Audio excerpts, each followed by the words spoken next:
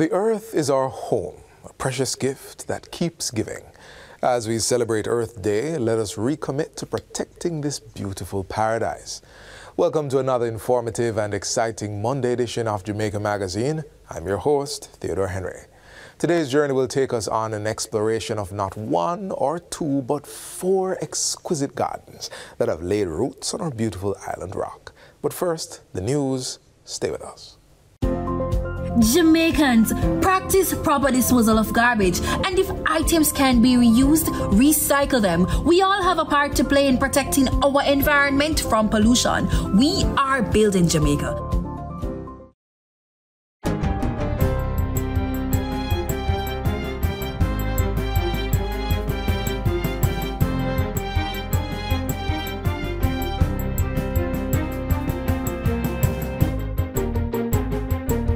Good day, I'm Twyla Whelan, and this is your JS News for Monday, April 22, 2024.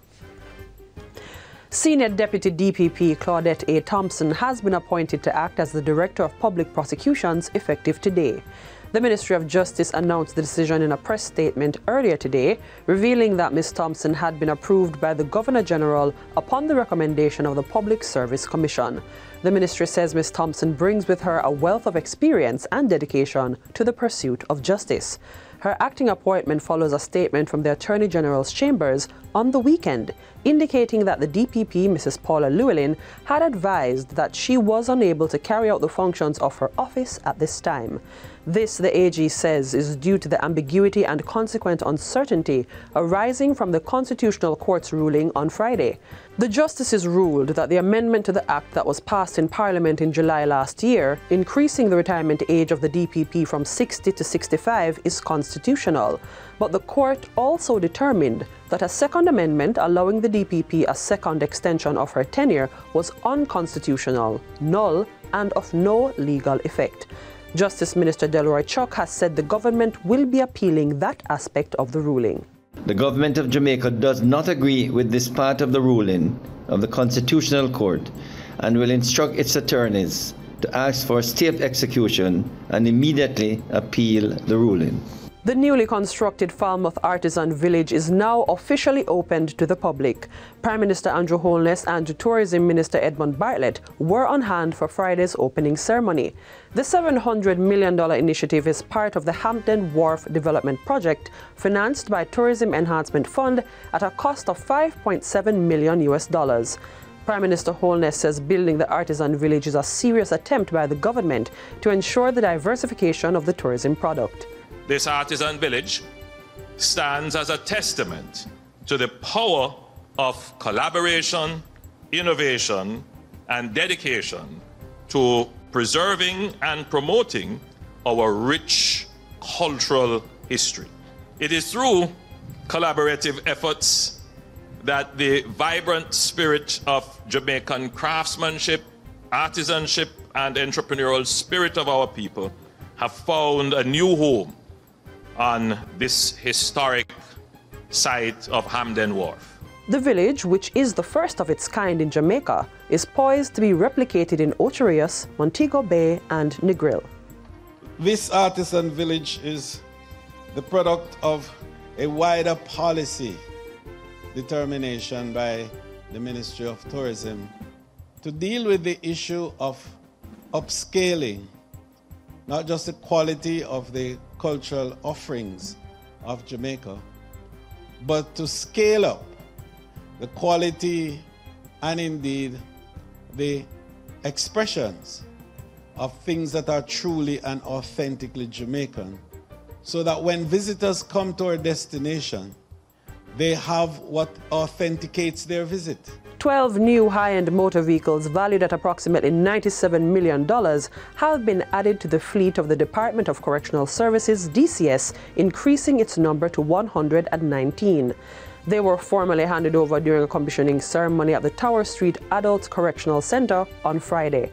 State Minister of National Security Juliet Cuthbert Flynn says it's evidence of government's continued thrust to modernize and transform the security infrastructure of the DCS. At the same time, she says the Security Ministry will also continue to improve its legislative system to ensure that the DCS's human resource needs are met while strengthening the rehabilitation and reintegration processes. The investigative branch of the Bureau of Gender Affairs is more equipped, following the training of 18 personnel in sexual harassment, civil and administrative investigative processes. The training, which took place at the National Police College of Jamaica, focused primarily on the moral and ethical approaches. It was conducted in collaboration with the Department of Criminal Investigating Training, DCIT. Minister of Gender Olivia Grange says this will create a robust investigative culture and add to a safer and respectful enabling environment to drive meaningful change. I have all the confidence that as we move forward, the ongoing upskilling and retooling of the sexual harassment investigative officers and other internal and external clients will go a far way to assist the ministry to foster deeper understanding and appreciation. She asserts that more can be achieved by working together to leverage and ramp up public, private, and other partnerships as needed. The long-term outcomes to which we all aspire should undoubtedly include gender equality, gender equity, social justice, socio-economic empowerment, national and sustainable development, among a range of other age-appropriate and context-specific and culturally relevant benefits. And finally, State Minister of Education and Youth Marcia Smith is calling on students to seek higher education and take advantage of the opportunities afforded to them. She made the appeal during the first in a series of tertiary recruitment drives held at Manchester High School recently. The tertiary recruitment drive is meant to address the issue of low enrollment at all public universities. Tertiary education can transform. It unlocks the key to a world of endless possibilities, and it enables individuals to realize their fullest potential and contribute meaningfully to society. The ministry is aiming to increase access to post-secondary education for all our young persons. At the heart of this endeavor lies a steadfast commitment to the development of our nation through education. And that's it for JS News Today. I'm Twyla Whelan. Thanks for watching.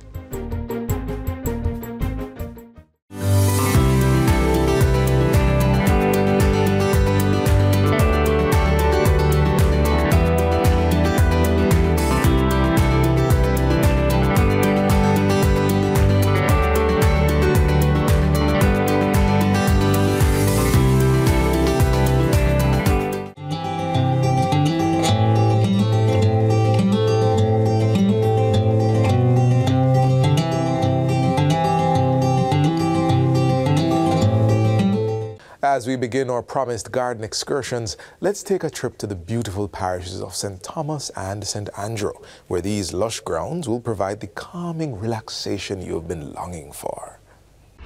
We're here in St. Thomas at one of the oldest botanical gardens in the Western Hemisphere, the Bath Botanical Gardens. This is the beginning of a journey to discover the scientific, cultural, and historical value of public gardens. Come now, let's explore these national and natural treasures.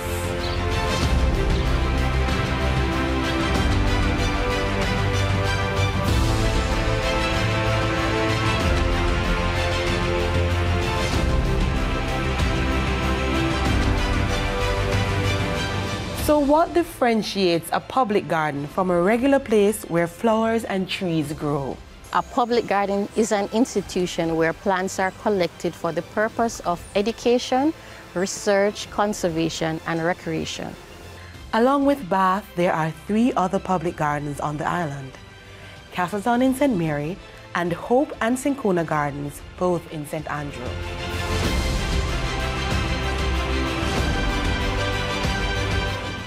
The public can access these venues at no cost.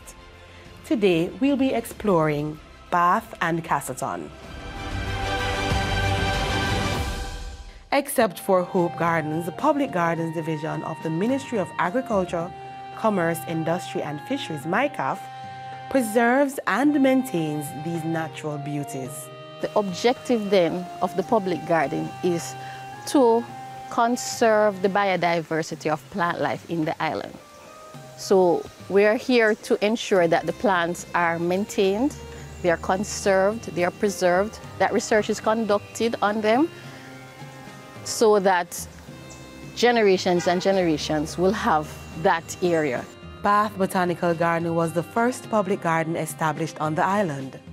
As a research site, imported plants were introduced here to assess how they would adapt to the tropical environment.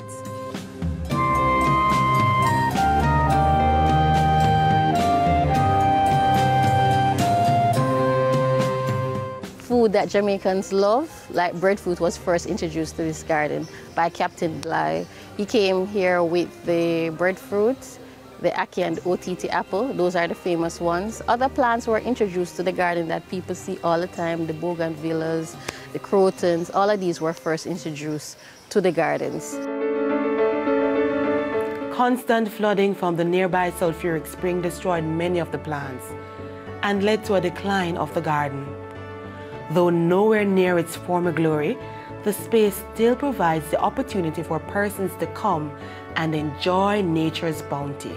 Bath is a beautiful garden. It's one of the gardens that has the atmosphere that you come in here. It's a cool, calming environment that I would encourage anybody to come. If you want to study, you can come here and study. If you want to just come out with your church group, want to come out with any little grouping, or even yourself and a friend can come and walk and learn about the different plants that are in the garden. Bath's fall saw the rise of this location as the premier growing spot for exotic plants in Jamaica. The garden you're visiting is Castleton Botanical Garden. It was owned by a man called Colonel Castle. Colonel Castle traveled all over the country and bring plants from different countries and plant here. So when he get old, he donated to the government of Jamaica. The government finished cultivate it and give it his name, Castleton Botanical Garden.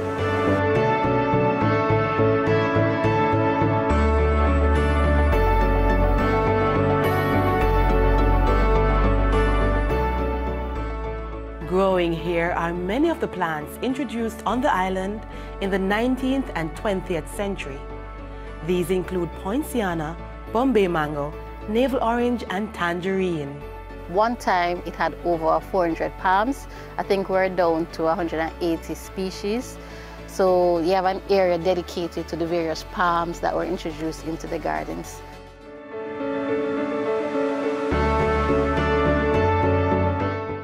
You also have rare fruits like mangosteen, and they have another one, the red velvet apple, that you wouldn't find anywhere else. This is the Phoenix palm. When you knock it like this with a stone, it gives you sound. Why it gave you that sound? Because it's hollow inside. The more it grows old, the more it expands hollow.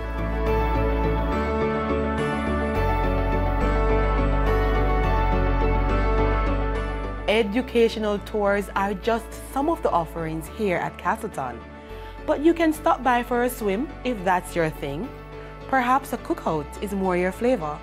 Or set up a spot on the lawn and bask in the glory of the great outdoors.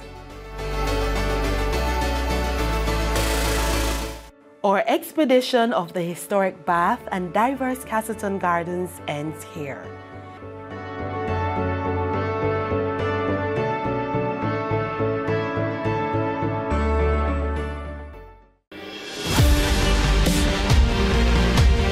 Yes, walk right over there and drop it in the bin. Reuse that wastewater from your kitchen for the garden. Get your hands dirty and plant a tree. Farmers, hold off on the pesticides, especially near our rivers. Do your part to protect our watersheds so we can preserve the source of our drinking water. Every act to protect our watersheds counts. Start now.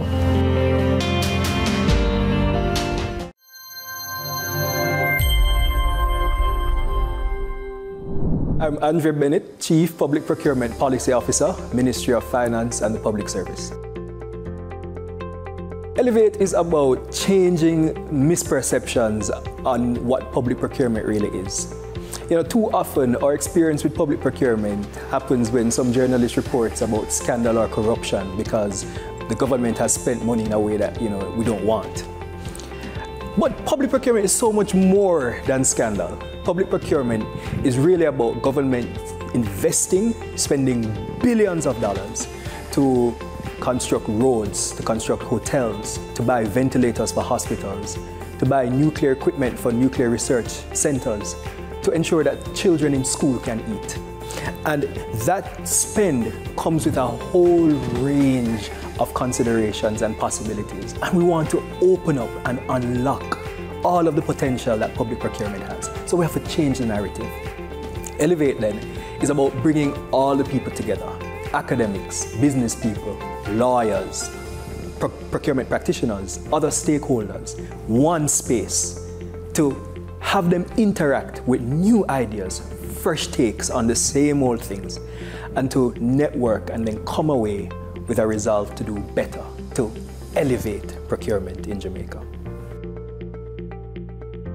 Well, a part of the reason that it seems so hard is because too many people don't understand what we're trying to do. You see, when you understand and you know how to do something, it becomes so much easier. At Elevate, we're going to have discussions not only about the technical basics of getting procurement done in terms of the transactions, but also the reasons behind them.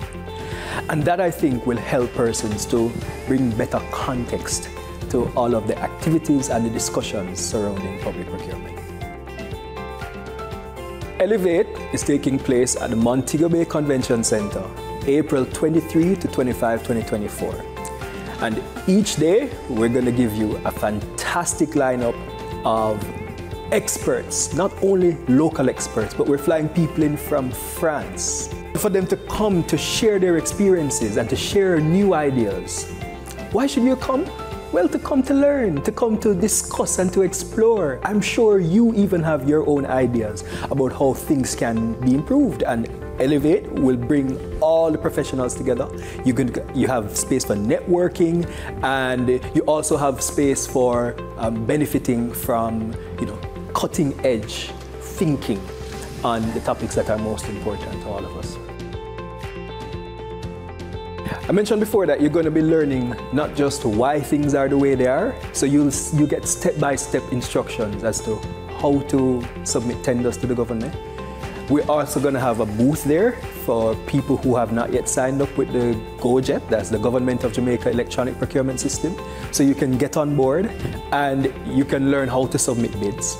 You'll also learn about the reasons we do things in a particular way. So when you get a call, when you get a bidding document to respond to, you understand why the government has asked those questions they have asked, and therefore that puts you in a good position to give the government exactly what it wants. If you're a business owner, you need to come to learn how to do business with the government.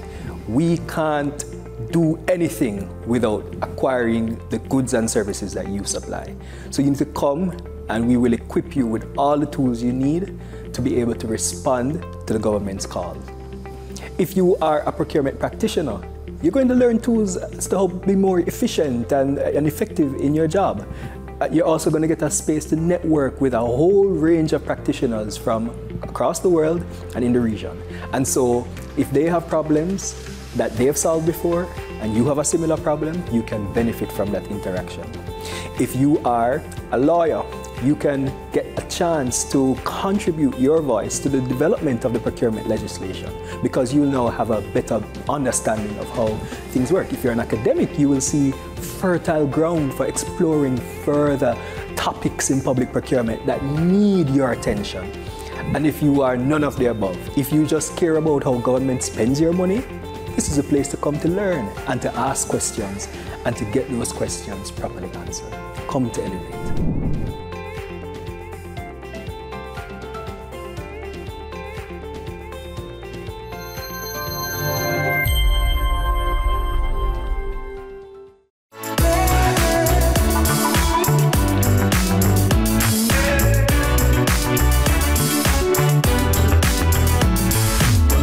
before that important detour, you might have thought our trip was ending in Bath and Castleton, but no, the journey continues. Let's frolic in grass and bathe in the sun as we move from the hustle and bustle of urban life.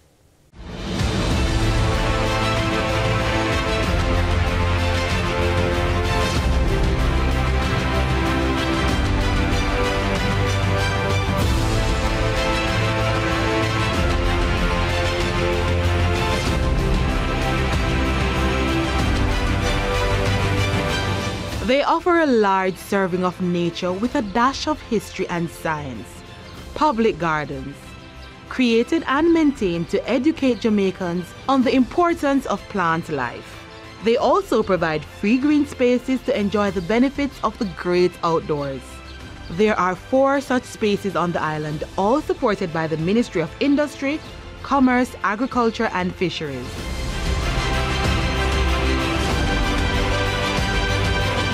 And after making our way through Bath and trekking through Castleton in the first part of our journey, we're now 4,800 feet above sea level. The Cinchona Botanical Gardens, located in the cool, moist hills of East Rural St. Andrew.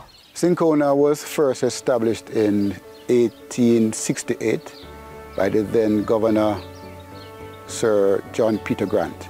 At that time, the gardens was used as an experimental location.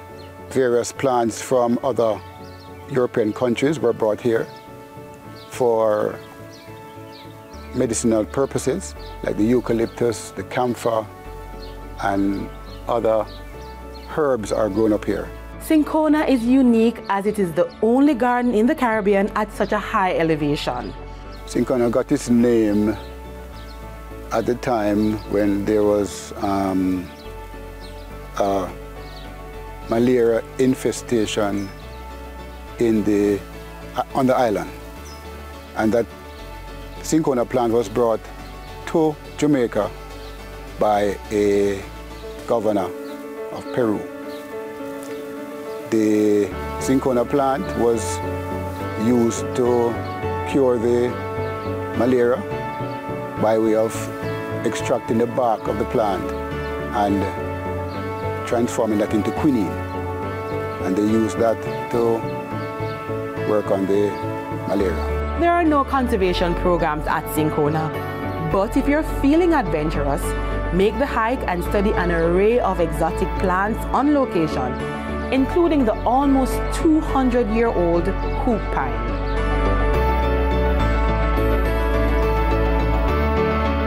Our journey ends at the largest green space in the Kingston metropolitan area.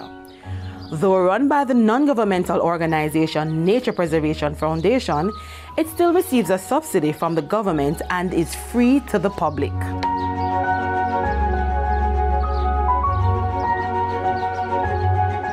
Hope Gardens comprises of 260 acres stretching from Old Hope Road to Skyline Drive, but the actual gardens is mainly 60 active acres.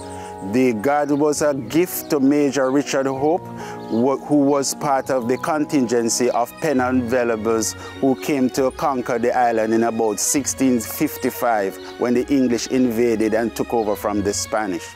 Hope was an experimental site. They introduced exotic plants here and replanted them on the island once successfully propagated.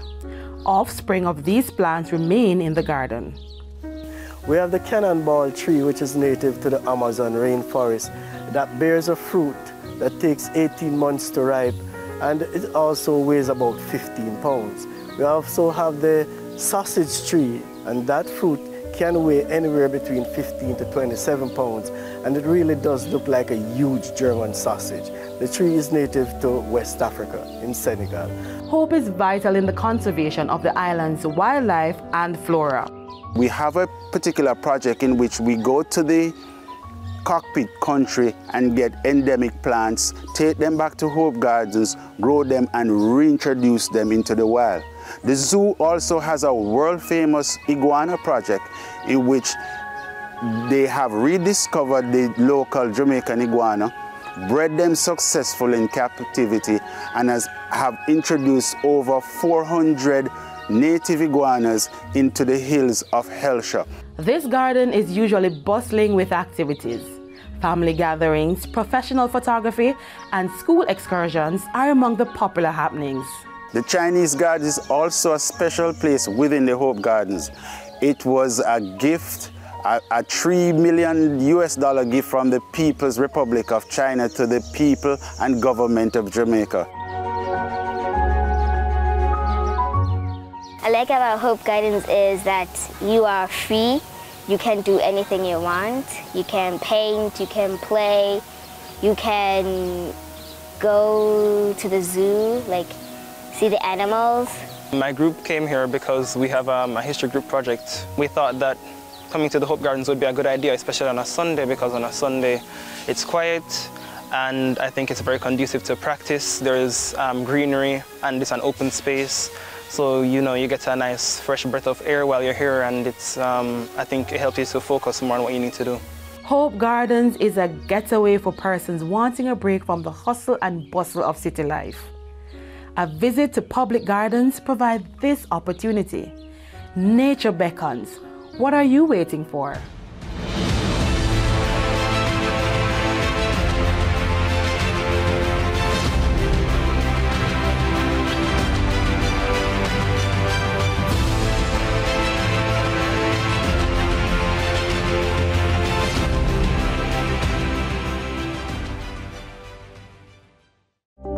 The Joint Select Committee of Parliament reviewing the Domestic Violence Act wants to hear from you.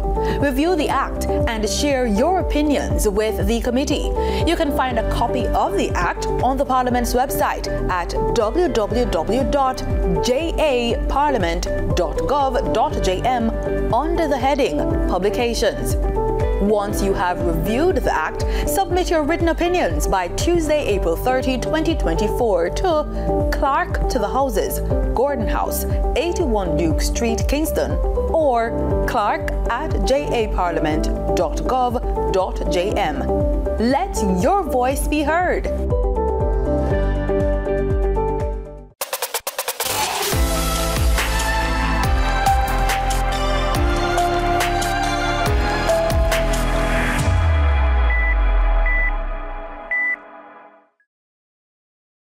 We've come to the final stop of today's magazine, but the journey doesn't end here. Tune in tomorrow, same time, on this same station, for another informative edition of Jamaica Magazine. If you missed any of our happenings or just want to learn more, visit our website at jis.gov.jm. From the production team here at JIS, I'm Theodore Henry. Thanks for watching.